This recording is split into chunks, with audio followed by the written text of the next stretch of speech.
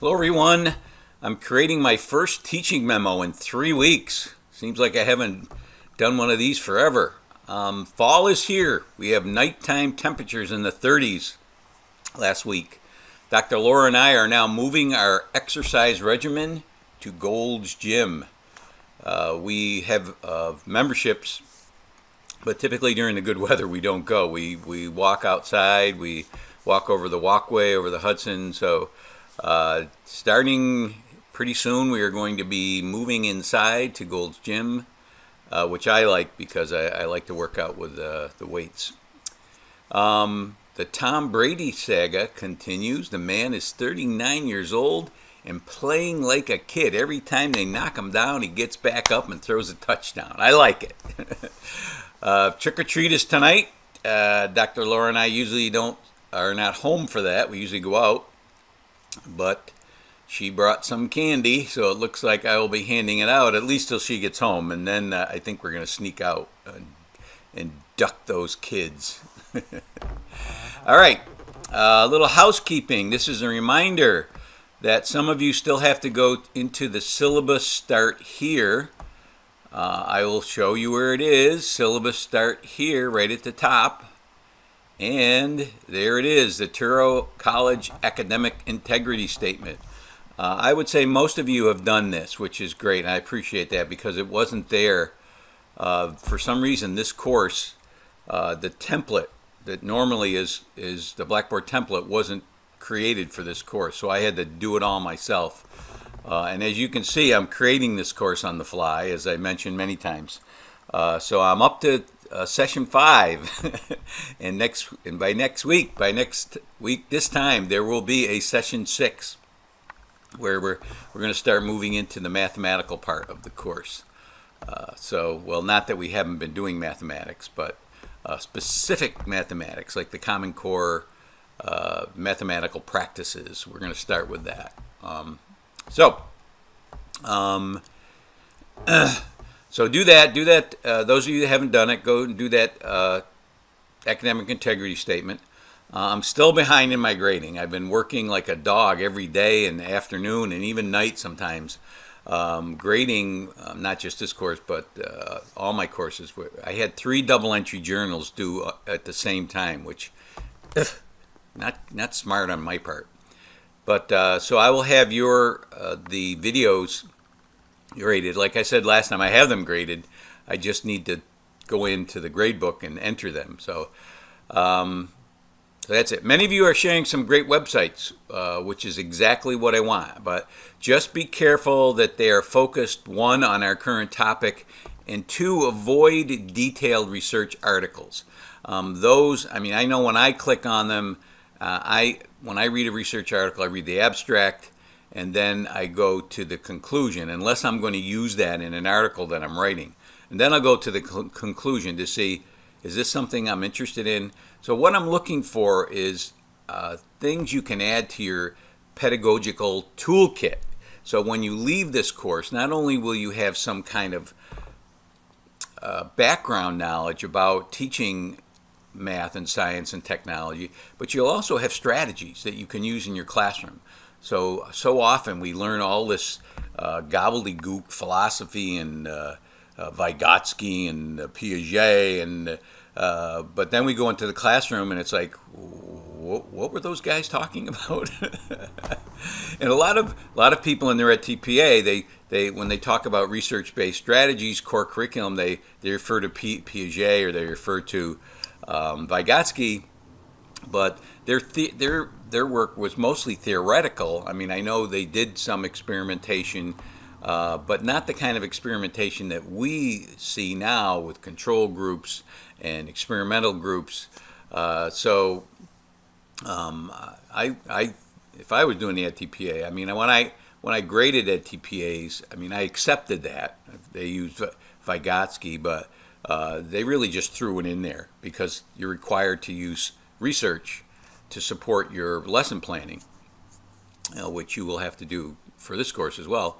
But that to me is not real. Like if you mention multiple intelligences, that's also a theory. Gardner created this theory, and he based it on his research, but he came up with a theory that really hasn't had a lot of research behind it to say, yes, you can teach using multiple intelligences and it increases achievement. So try to avoid any research articles, but when I looked at I responded to many of you in the discussion board about culturally relevant math. I wasn't sure if this was a topic that, because I haven't read a lot about it recently, but the way you folks have reacted to it, it's like, wow, these guys are excited about it. I'm going to keep doing this. So you've given me a lot of confidence about that I should keep this unit in my course. And what it's been great is that if you notice, and I hope you've noticed, that I have added a whole section, as I mentioned in my mid-session 4 memo. I've added a folder where I'm working working folder where I'm adding your material that if I find it worthwhile. So you can see that Kristen Spooner, Melanie Simonton, who else? I think Amy Klopp, and somebody else added something. I thought Melanie, the mathematical architecture, John Hogan. So that's a shout out to you four, and the rest of you. Some of you have added sites that have been just general cultural sites. I know one person did that, and I'm looking for multicultural mathematical activities so you can use them in your classroom. So that is your role in evolving my course, and it continues to grow and become a work in progress. So keep that up this session. This next session, session 5, we're going to go into a topic that I think is very important and should be the center of almost all the math that you teach, and that's problem solving. And you can see I have 5 learning targets here to clearly explain the difference between teaching problem solving and teaching through problem solving, to identify at least one of the NCTM's problem solving expectations in each of the following grade levels: pre-K through 12, pre-K through 12, pre-K through grade, that's pre-K, pre-kindergarten through 12th grade, pre-kindergarten through grade 2, pre-kindergarten through grade 3 through 5, and grades 6 through 8.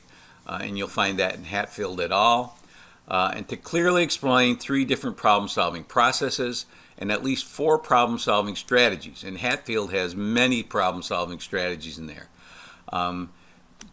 4, given a mathematical problem, to be able to identify which, if any, criteria of a good problem it contains, and you'll find that in Kai and Lester's 2010, and to be able to give one example of each of the 5 recommendations in improving mathematical problem solving in grades 4 through 8, which you'll find in Woodward et al., and those are all in course materials. Why do I give you your learning targets? Well, especially this week, because your assignment is going to be it's a discussion board, but it has a different rubric attached to it. So I'll go into session 5, assignments. And first, there's a student feedback. This is something that I do in all my courses. About halfway through, I ask for feedback. And last semester is when I revised my discussion board rubric based on feedback I received from students. And I'm getting the same now, but I'm using that revised feedback. So you can get an A and still submit your initial post up until 7 days. So, because a lot of people have said in the past that I only get to work on the weekends because I'm doing all this other stuff. Well, first you need to remember that every course that you take online, the estimate is 9 hours of work a week that you should put into it. And in a live course, it's 3 hours in class and 6 hours out of class. So those of you that say I only get to do work on the weekends need to keep that in mind when you're taking courses. And I've had people that have taken 4 courses at a time. Multiplying 9 times 4, that's 36 hours. That's a full-time job. So I have revised my course based on the feedback I've received. So please go in and give feedback, whether it's good or negative. It's anonymous and it's optional. You don't get a grade on it, but it helps me make my course better. All right, here are the readings. These are all problem-solving text here. Just click on them, and you will be able to download them, print them out. If you can't, let me know, and I will email them to you. All right, so here's the major assignment. It's a problem-solving quiz. Is that you make in your groups, you'll stay in the same groups, you'll create 5 multiple choice questions. So that's, asking a question and then giving 4 to 5 choices. 3, I think, is too little, although I've seen multiple choice tests with only 3 choices. The odds of guessing are increased, of guessing correctly. So I would have 4 or 5 options, A, B, C, D, or E. I've added some resources here. This chapter 5, Chapaway et al. It's what I use in my assessment course, and there are one of the challenges that I will give you, because most of you will, and you won't get points taken off for this, because it's easier to do. Most teachers only know how to ask multiple choice questions or matching or fill in the blank for knowledge targets. In other words, how many? When did this happen? Who was this character? What is the total? So those are knowledge questions. They're simple, easy to grade, but when your students start going into taking large-scale standardized tests, as some of you will see, that there are reasoning questions. They're asking students to make inferences, to compare and contrast, to generalize, etc., etc. And kids can't do it because their teachers have never asked them those kind of questions. So one of the ways you can do that is to give a scenario, and then or give a graph or give a graphic, and then ask inferential questions about that. In the next 4 questions, please refer to the graph. And at least one of these is this first target to clearly explain the differences between teaching problem solving and teaching through problem solving. That lends itself perfectly. That's a reasoning target.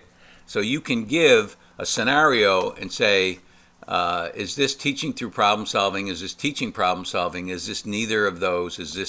Could this be both? I mean, that is one way to write a reasoning question. So that's what this is the first time I've ever done this kind of assignment, so I'm really excited about it.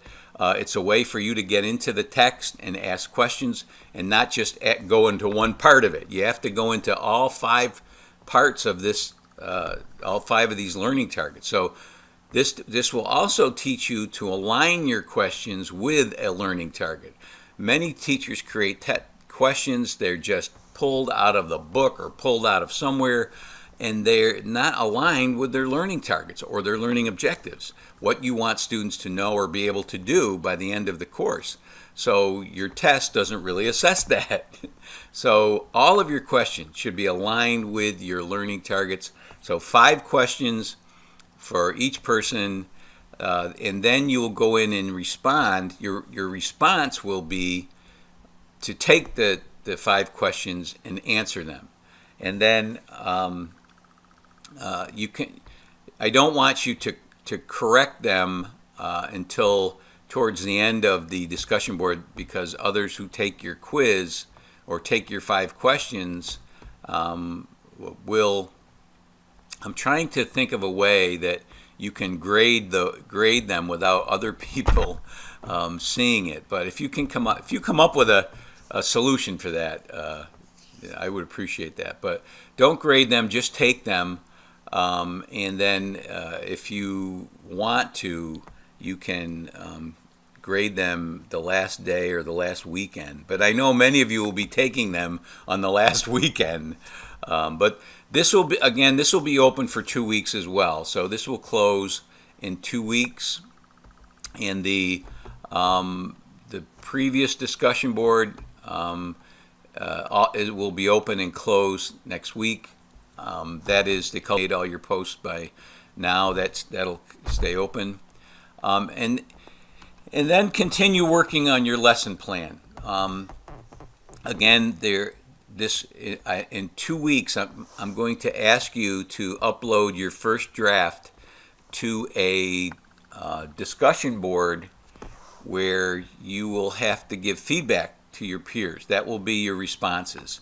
And again, it will be a modified discussion board rubric. As you can see, that's only the modified discussion board rubric is only initial post when you hand it in, and timeliness, how many and on how many days. So those are the only two areas I'm going to rate you in this discussion board, and when you upload your draft lesson plan in 2 weeks.